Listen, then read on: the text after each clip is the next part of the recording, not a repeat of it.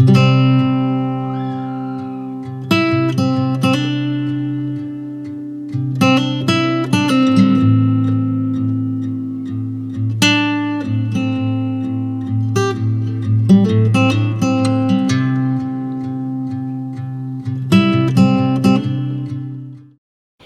that worries most of us parents is, God forbid, our children have to experience bullying. These days, even though they are at home, it's not like opportunities have reduced. They are now constantly online, where different kind of bullying experiences may ensue. And so it's very important for us to recognize that the potential is significant. I've always believed in talking to children, preparing them, educating them to be able to prevent and to be able to cope with experiences. While I've been researching it, looking at a lot of data, I've been working with parents, helping their children cope with it.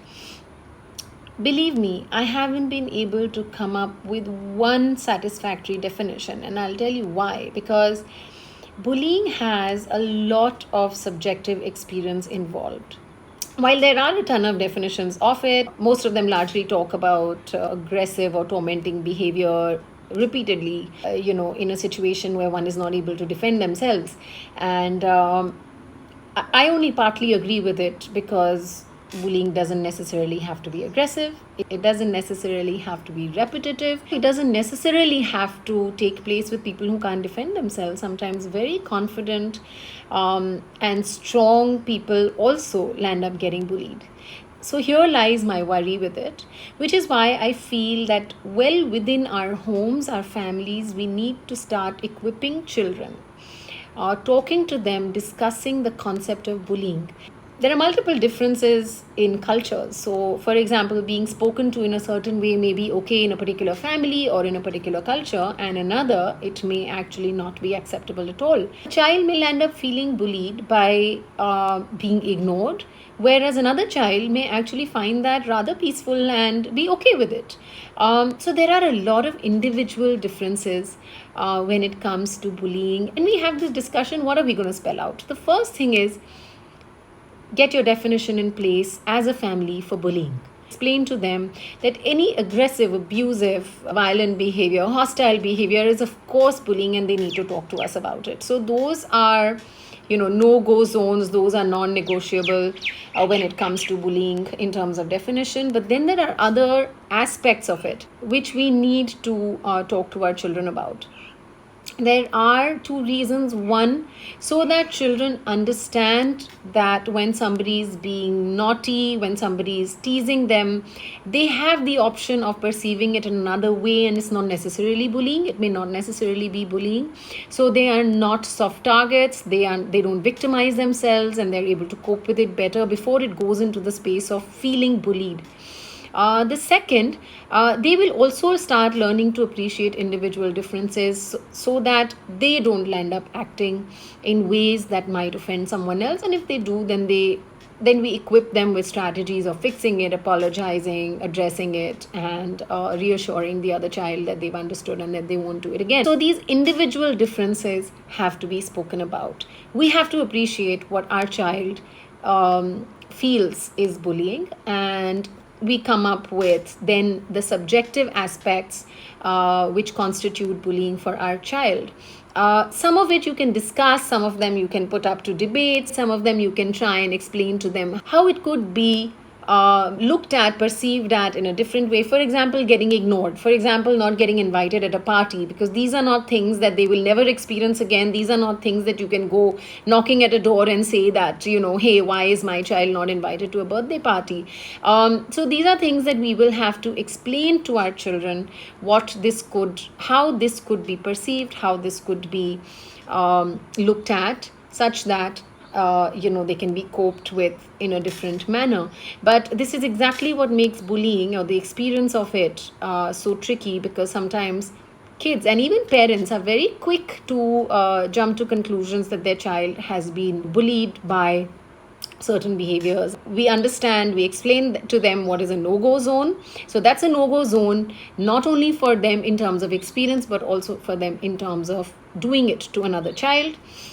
Then we come down to the subjective experience of it. What are the things that you personally don't like? Now, let's say if that's happening to you, it's absolutely fine for you to say that, hey, I don't like this. I don't appreciate this. So, this is a boundary I want you to respect in our friendship. Maybe you're okay with it, but I'm not.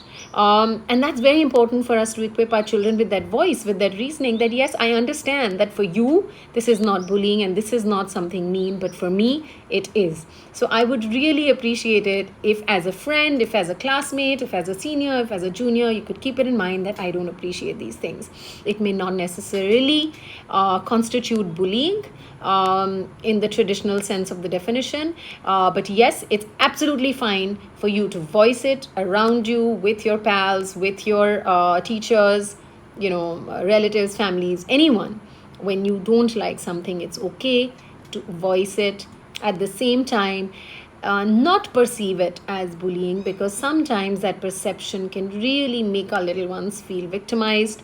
And when we see those little faces hurting, we lose control of ourselves, we lose our composure, and we also may add to those perceptions. I really do feel that it's important for us to not only define bullying as in a clear and popular definition, and then we get into the subjective experience of it.